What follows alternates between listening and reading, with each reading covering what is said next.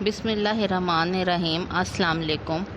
آج میں آپ کے لیے ایک ہیلتھ سے ریلیٹڈ آرٹیکل لے کے آئی ہوں اور یہ آرٹیکل ماہنامہ ابکری میں چھپا ہے۔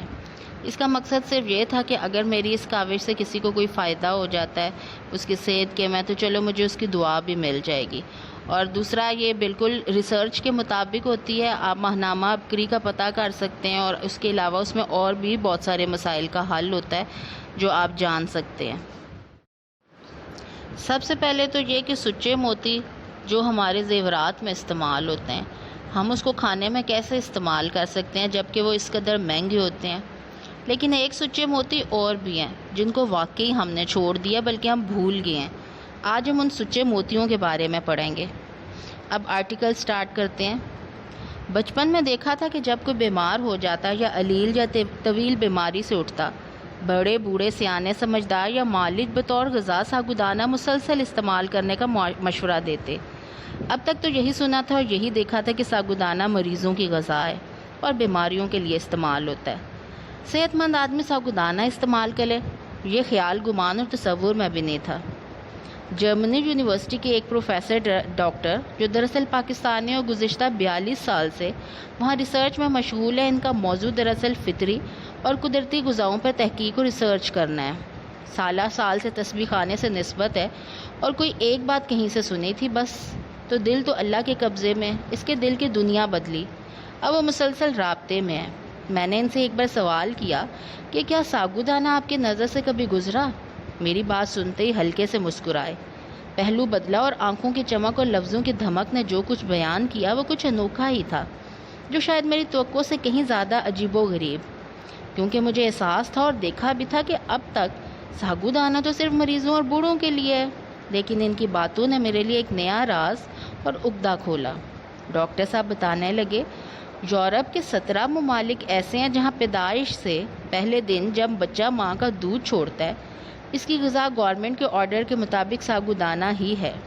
یہ قانون دراصل جنگ عظیم دوئم کا ہے کہ جب ہٹلر نے فوجیں بنائی اور فوجیوں کا استعمال کیا تو اس نے ایک ایسی ٹیم بنائی جو نوجوانوں کی صلاحیتوں پر نظر رکھے۔ اس ٹیم نے جہاں فوجیوں کی صلاحیتوں پر نظر رکھی، وہاں ان کی غذاؤں پر بھی ساتھ ساتھ تحقیق کی۔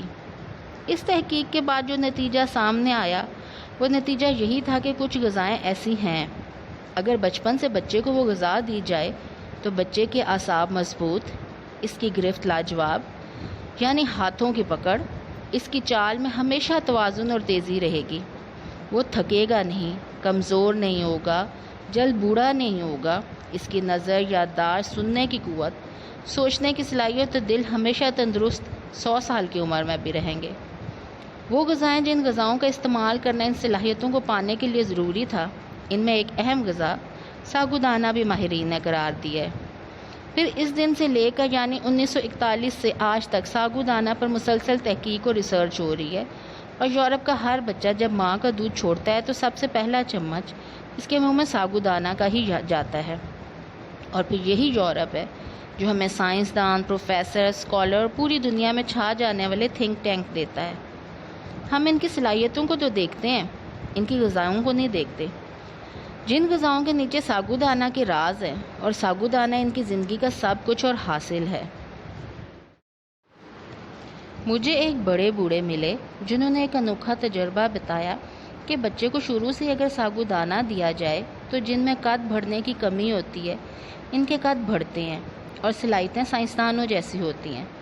تھوڑا عرصہ پہلے ہم نے ابکری میں ایک اعلان چھپایا کہ قد بڑھانے کے راز بتائے جائیں۔ قارئین نے حسب معمول بہت توجہ کی اور قد بڑھانے کے تجربات خطوط کی شکل میں ہمیں ملنے لگے۔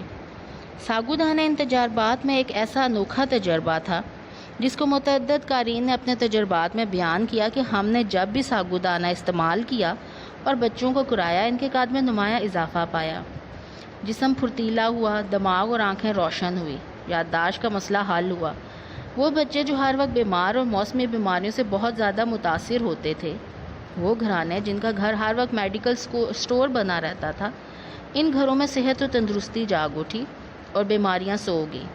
اور ساگودانہ کی طلسماتی طاقت نے ایسا راز بتایا کہ پھر ہم ساگودانہ ہی استعمال کرنا شروع ہو گئے۔ قارئین، کسی ایسی بیماری میں آپ مبتلا تھے جس نے آپ کی رگوں اور ہڈیوں کو نچوڑ دیا تو صبح کا ناشتہ ساگودانہ سے کریں، رات کو بنا کر رکھ لیں، گرمی ہے تو تازہ، سردی ہے تو نیم گرم۔ چاہے میٹھے کے طور پہ شہد ملا سکتے ہیں، ورنہ پھیکا بھی استعمال کر لیں یا شکر استعمال کر سکتے ہیں۔ آئیے ہم ساگودانہ کے ایک ایک دانے کو غور سے دیکھیں اور اس سے سوال کریں کہ تیرے اندر کتنا صحت مند خزانہ ہے۔ ساگودانہ میرے سامنے تھا، میں نے اس کا ایک دانہ اٹھایا اور اپنی ہتھیلی پر رکھا تو اس دانے نے دل کی آواز سے مجھے جو راز بتایا، وہ راز آج میں قارئین کی نظر کرتا ہوں۔ دانہ کہنے لگا میں ایک لکڑی ہوں اور مجھے دانے کی شکل دے دی گئی۔ مجھے قدرت نے بنایا، قدرت نے سینچا اور قدرت نے سنبھالا، قدرت نے میرا ساتھ دیا۔ دانے کی آنکھوں میں بات کرتے ہوئے آنسو آ گئے۔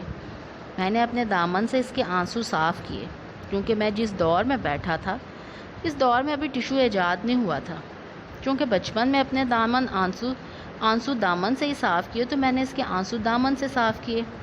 اسے تسلی دی اور آنسوؤں کی وجہ پوچھی۔ وہ سفید دانہ جس میں نور ہی نور، پیار ہی پیار، محبت ہی محبت اور آشنائی کا سچا پیغام تھا، اپنے معصوم لہجے سے بولا، مجھے کبھی کبھار کسی گھر میں داخل ہونے کی اجازت ہے۔ اس گھر کے کسی فرد کو بیماری نے ڈس لیا ہو، روگوں نے ڈھانپ لیا ہو، دکھوں نے اوندا کر دیا اور اس کی رگوں، خون، گوشت، پٹھوں اور پسلیوں میں دکھ سرایت کر گیا ہو۔ پھر مجبور ہو کے ادویات استعمال کرتے ہیں اور آخر مجبوری میں کوئی میرا ہمدرد مل جائے تو مجھے استعمال کرنے کا مشورہ دیا جاتا ہے۔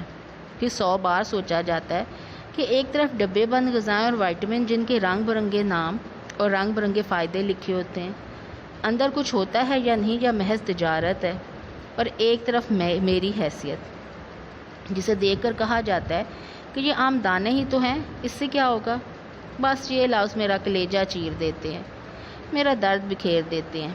لیکن پھر بھی میں انتظار کرتا ہوں کہ کوئی مجھے اپنے ذائقے کی زینت بنا۔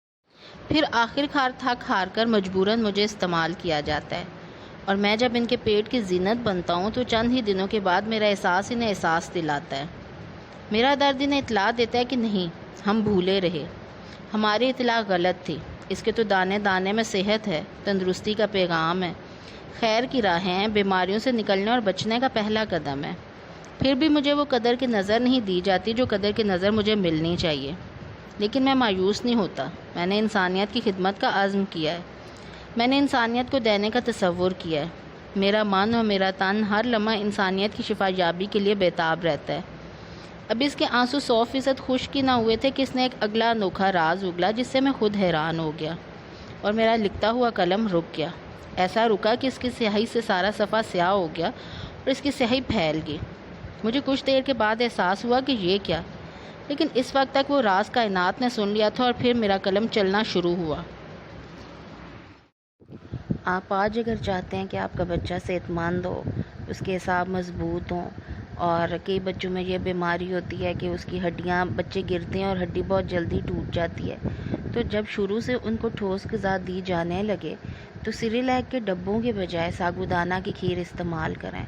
آج کل ہم نے دیسی غذاؤں سے دور ہو گئے ہیں اور ہم نے ڈبوں کی غذاؤں کو اپنا ساتھی بنا لیا ہے، اور انہی کی وجہ سے آج ہمارے بچے جو ہیں قد نہیں نکالتے، اعصابی طور پہ کمزور ہو گئے ہیں۔ اس لیے آج سے یہ تہیہ کر لیں کہ اب سے ساگودانہ کا ہم استعمال کریں گے، اور ضروری نہیں ہے جن کا تو بچے چھوٹے ہیں وہ اب جو ہے وہ ساگودانہ کے استعمال انہیں کروائیں ٹھوس غذا کے طور پہ، لیکن جو بڑے بھی ہیں اگر وہ کھانا شروع کریں تو اس کے بہت سارے فائدے ہوں گے۔ اور امید ہے کہ میرا یہ چوائس آپ کو پسند آئی ہوگی۔ اگر آپ مزید اس ٹائپ کے ہیلتھ آرٹیکل، ہیلتھ سے ریلیٹڈ آرٹیکل سننا چاہتے ہیں تو ضرور کمنٹ میں بتائیے گا، میں آپ لوگوں کے لیے اور بھی سرچ کروں گی۔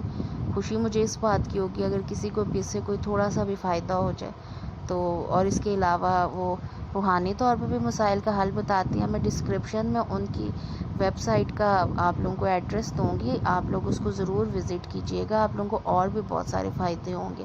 اور مجھے یہ ہے کہ اگر کسی کو کوئی بھی فائدہ ہوا، اس کے دل سے نکلی دعا میرے لیے شاید نجات کا ذریعہ بن جائے، دنیا کے دکھوں سے بھی اور آخرت کی پریشانیوں سے بھی۔